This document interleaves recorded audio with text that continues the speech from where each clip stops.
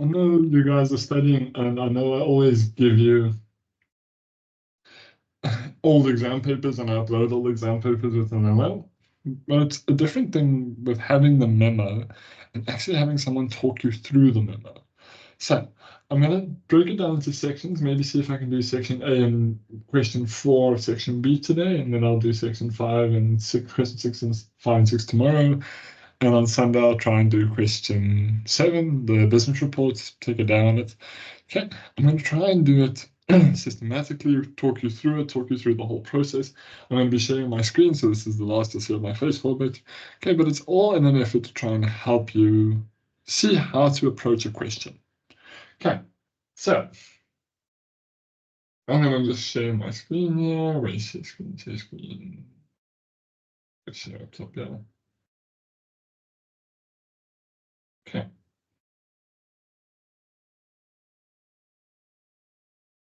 So you'll see that I've opened up a question paper 2020, I think it is 2022's paper. Yes, it is.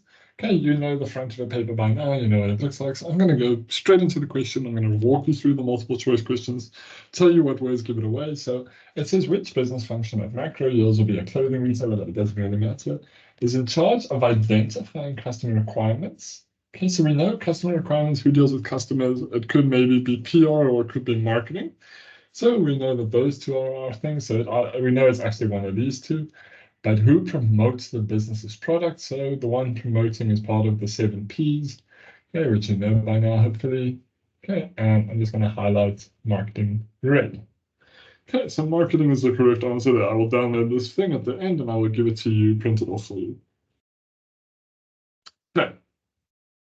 The next one says a team member at Macro who takes on more responsibility than he or she can cope with is experiencing. Just to go back, the only answer would be public relations is if it's public image, public relation of the people. Okay.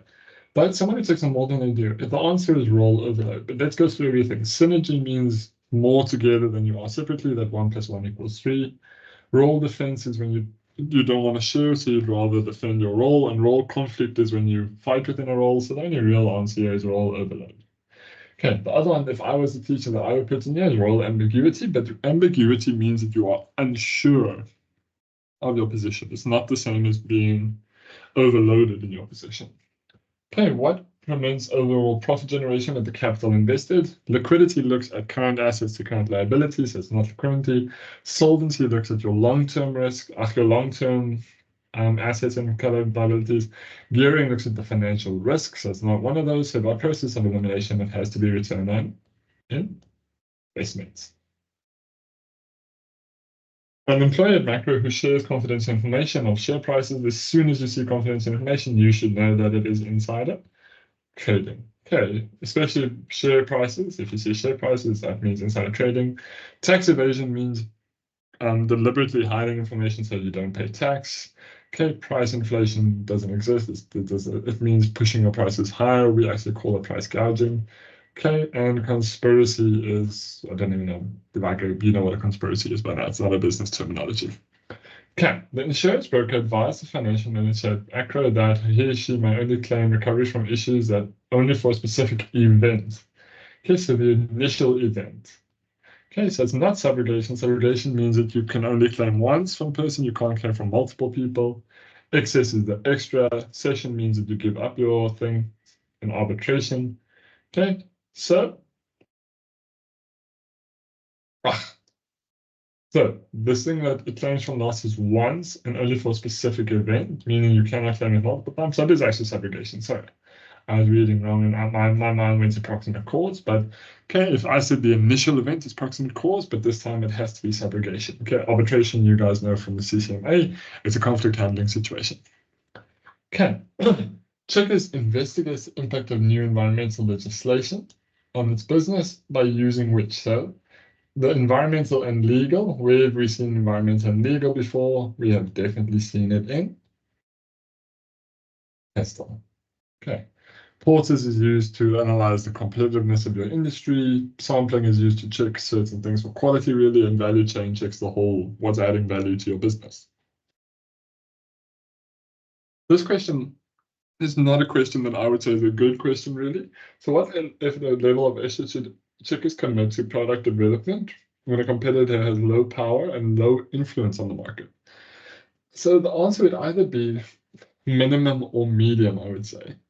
Okay, I think the answer they were probably looking for is minimum effort, because when they don't have power in the market, you're not going to spend a lot of money to try and get them out of it, because they can't really impact you. So you're going to be like, okay, it's not worth spending money on them, so I'm not going to fight with them. Okay. So the other thing is what does a resource-based analysis analyze? So remember, resource-based is an internal analysis. Okay. So it checks the internal position. Okay, so let's check what the others would be. So that's the right answer for this one. Okay, checkers' position with relation to competitors, that would be Porter. The historical market performance to checkers, that's just the fundamental analysis. And its external is either Porter or Pestel. Okay, so we know that it has to be checkers' internal, which is not an example of a technological factor. E-commerce, IT infrastructure, and level of automation, you know, our carbon footprint is part of environmental, so it has to be carbon footprint. Next one says, which of the following are examples of ethical factors that checkers would need to consider as part of their pestle? Okay, so this one is again one that I'm not a little bit agree with. Okay, corruption is definitely an ethical factor that people have to consider. Transparency is definitely.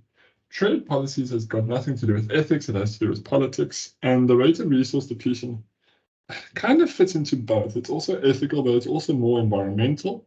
So the answer is 1, 2, and 4. Okay, so it's C, but if I was a marker, I would also have accepted A. I would have fought as a marker if I was sitting in the marking menu. I would have fought and said rate of resource depletion. And a lot of people will say that's an environmental factor. So again, that's where I will stick my neck out for you guys. I will fight if I have to in that value to try and see if I can get you the right population. So an aging population, meaning people getting older, is a what type of factor? It's definitely a social factor. It's not an economic factor. It's a social factor, so you can nominate A and B. That would be a what to an online retailer. So obviously, if you think a little bit outside the box, online retailers, do you know old people? Do old people enjoy using technology? They don't, so it has to be a threat to people in the online phase. Okay. When a country is facing low levels of business growth and relatively high levels of inflation, if you want to know what that stands, it means it's there's a term for it. It's called stagflation, which is not great. This would be considered a what? Okay, so if you know the word, you know inflation, you know the word inflation, and you guys know exactly where inflation hopefully comes from. Inflation is definitely one of our economic issues. The main reason Pick and Pay uses the decision tree problem-solving technique is to identify possible outcomes. Okay, so that's the right answer, but the root cause of a problem using FaceBad is more of a fundamental analysis again. Illustrate the sequence of activation and schedules of project with Pick and Pay, that's project management, and the driving forces against the decision made by Pick and Pay, that's a force field analysis. Okay, so it's to try and find as many possible outcomes that we can think of as possible. 14. Induction of staff can be described as, and you guys know this, but keeping highly skilled employees in current positions rather than recruiting new employees. This is retention, a process that is aimed to insist the current employees improving their performance. That is performance appraisal or skills development, either one of the two. An element of socialization that helps new employees understand their surroundings. That sounds more of what we know as induction. And giving feedback to employees on their performance following a specific time period. This is performance appraisal. Okay, so this one will just be blank. Okay, this is performance appraisal and not induction. Induction is always with new employees, never old ones. Or, to be fair, new in a specific position. It could be an old employee in a new position, but it's always when they're in new places. Okay. When a manager at ShopRite uses discretion as whether an employee should be granted extra leave as a result of personal circumstances, he's displaying, okay, it's not transactional, he's not giving something up. If I just said to you, an employee bargains and says that if you work 3 days, 3 public holidays, you can get 1 day off or whatever, okay, that's more transactional. Democratic is talking to everyone, autocratic is talking to no one, so this one is definitely more of a situational one. Okay, when the current ratio is 2 to 1 and there is an equal increase in the current assets and the current liabilities. I will talk through this one at some point. Okay, it depends on interpretation. So the answer is either that there's no change. If you're talking about the ratios change, so it means that they both doubled or they both tripled. If you're talking about that type of increase, then there would be no change. But if one went up or if both went up with a specific amount, so if both went up with 200, you'd actually see a decrease. Oh, no, yeah, a decrease. Okay, so, but again, this is one that, again, could have been phrased a lot better in my opinion. In the ShopRite outlet, the head of sales is what for the sales team, while the sales teams are for the what to the head of sales. Okay, so remember, you're responsible for those below you and accountable to those above you. So the ShopRite head of sales is obviously responsible for them, and they are held accountable to him. Okay, so it's that one. Okay, remember, responsibility flows downward. I am responsible for you. You are held accountable to me. Okay, which is a disadvantage of autocratic leadership styles. It enables quick decision making. That is one of its advantages. It allows for effective two-way communication. That it does not. Okay, it's again a bit badly worded, but it does not allow it. Okay, it allows for clarity. That it does. It's an advantage. It is very effective when critical decisions are made. We've talked about it. It's very effective in a crisis. What is now a potential benefit of job rotation? So job rotation, we haven't really spoken about, but job rotation just means moving around. So for example, saying I will be at Waterfall, I will be at Pinnacle College London, and then I'll spend some time at Kyle Army. Okay, just rotating in and out. So do we think it minimizes costs? No, especially if you're training someone or moving people to new positions, you actually continually have to train them more. Okay, it makes them less repetitive. Yes, it does. It allows it to internal talent pool. Yes, you might find that someone who you thought was really good at business is actually a really good math teacher. Okay, so it helps them to grow and increases flexibility. So the one thing it doesn't do is it doesn't reduce your training costs. What is the term used to describe the process when the manager helps to facilitate negotiations during conflict resolution? So we know it's not one of these two. You don't even know what these are. Remember, when we facilitate, it's not ordering, so it has to be conciliation. So conciliation. If I said to you, I give you an order, it would have been arbitration. Okay, what is resistance to change? Okay, if you have a low tolerance for change, you don't like change, you're not going to invite change, so that is definitely one. Miscommunication of information is definitely one as well, so we know 1 and 2 are correct. Okay, now we just got to see if 3 is correct. Different people and interpreting situations differently. That doesn't really mean change. It's more these first two. Okay, so it's more the first two. Again, it's a bit of a vague question in my opinion.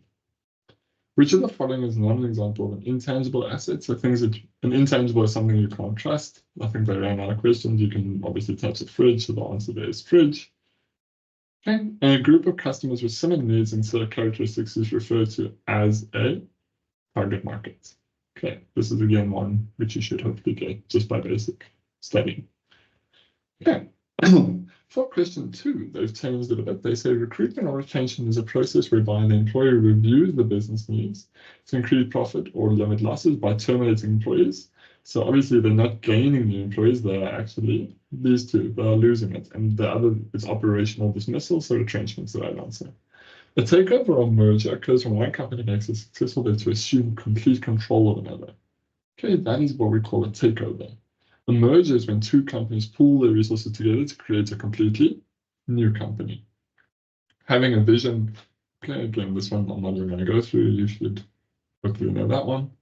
Okay, the FTSE and may index pay in South Africa's property market or equity market. Okay, you know that JSE is the Joburg Stock Exchange, what they sell their shares. Okay, so it has to be the equity market. I can't highlight that one for some reason. And inclusivity or limitation clause is a constitutional provision that enables protected rights to be partially restricted. And this doesn't happen often, but it does happen. So for example, we all have the right to actually strike. If you want to strike, you are actually allowed to strike. But there is a limitation clause on nurses, on doctors, and on policemen. They are not allowed to strike. So it does limit some of their, what we would call national rights or human rights. Situational or transformational leadership style is a leadership style that causes positive change in regional and social systems. Okay, that's transformational. Okay, Okay, situational means that you look at the situation and the thing. Transformational is someone like Mandela, where they change the status quo completely. They come and they bring in new ideas, they change the thing, they don't just go with the flow. They really are what we call transformational leaders. Okay, they're not very often, and it's very difficult to train people to do it, but that's where we want to be in the future. Okay, so the value chain analysis, Delphi technique, is used group opinion of by certain pair of experts. If you see the word experts, you know straight away the answer is Delphi. Okay, corruption or counterfeiting can be described as someone fraudulently imitating another's work and repeating the original. You might know it as bootlegging, but the last term is actually counterfeiting. Okay, so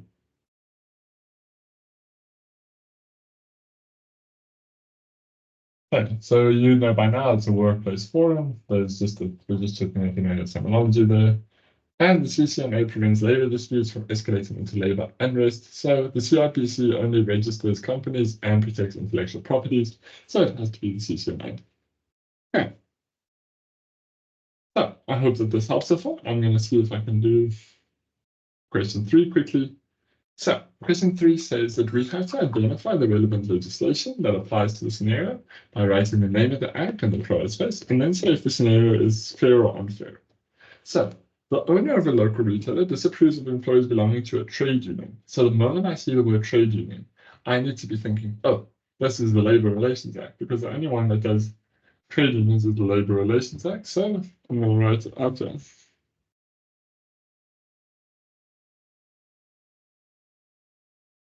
Okay, so it's definitely the Labor Relations Act, and they are all dismissed for belonging to it. And as we know by now, you are allowed to strike, you are allowed to do, so this one is definitely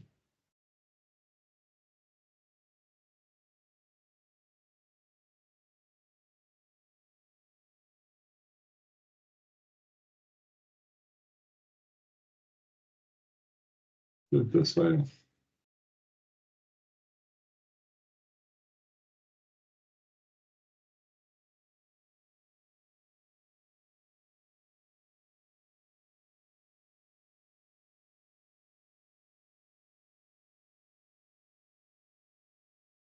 But you guys know, and it's unfair. Okay, I can't tick that box because it's not tickable, but we know it's unfair. Employees at a general retailer have complained that they are not given sufficient time to rest. Okay, the store manager allows for 2 15-minute tea breaks and 1 hour every 9 hours. Okay, guys, whenever we look at working conditions, so whether we look at the leave you're allowed to take or anything along those lines, we know that it has to be the basic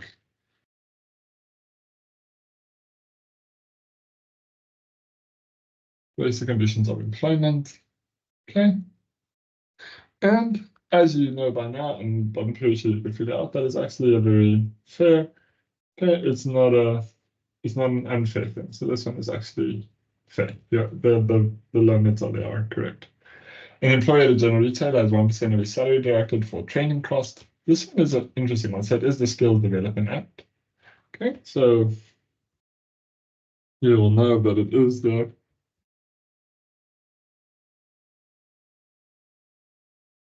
it is the Skills Development Act, but it's actually because we know it is still 1%, so it is 1%, but it's not from your employee. It is your employer that has to pay it. So it cannot be deducted from your salary. It has to be paid only by the employer. Yeah. Okay, after not meeting the necessary work standard, employees sent on training, monthly feedback sessions occur as well as continued training. After 6 months, the employee is dismissed for not meeting the correct standards. Okay, again, any sort of dismissals, the 3, misconduct, incapacity, which this one refers to, this one refers to ability and capacity. Okay, and then operational, which really knows retrenchment, are all form part of the Labor Relations Act. Okay. And because we've offered help and we've made an effort to try and help you, we can actually say that it's fair that you are now dismissed for incapacity. The other 2 criteria is were they well known, or no, for misconduct. When there's misconduct, were the rules well known, were they consistent, and were they employed everywhere? Okay. Both the employee and the employer contribute 1% to that employee's salary for insurance to protect the employee should they become unemployed. Okay, and this one you guys know it's not really an act, it's more of it's an insurance, it's a compulsory insurance, but we put it in there and you guys know it is UIF. Yeah, and that is obviously very fair. An employee of a local retailer had not been disabled or had any injuries at work for the past 2 years. The employer has decided not to contribute to an insurance fund and to rather save them money. Okay, this is COIDA, so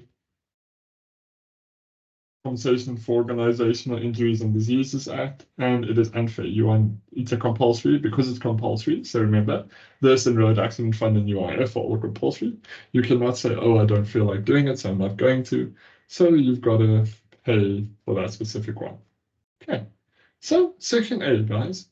Look for specific words. As soon as I saw disabled or injuries, I knew it was quota. As soon as I saw unemployment, I knew it was UIF.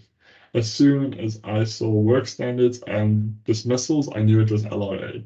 As soon as I said training cost, I knew it was skills development. CETA is the same. Okay, make sure that you are looking for the specific words that give away what you need to do. Okay, please, with section A, you can really, really do well. Okay, so I'm gonna end this video. Yeah, I'm gonna rather when I'm awake tomorrow, I'll save the rest of this video. I'm gonna quickly let it sign so it's not too long a video each. Okay, this is section A. I will do section B tomorrow and then section C so that you all have something to work with. Okay, have a good day and I'll chat with you later.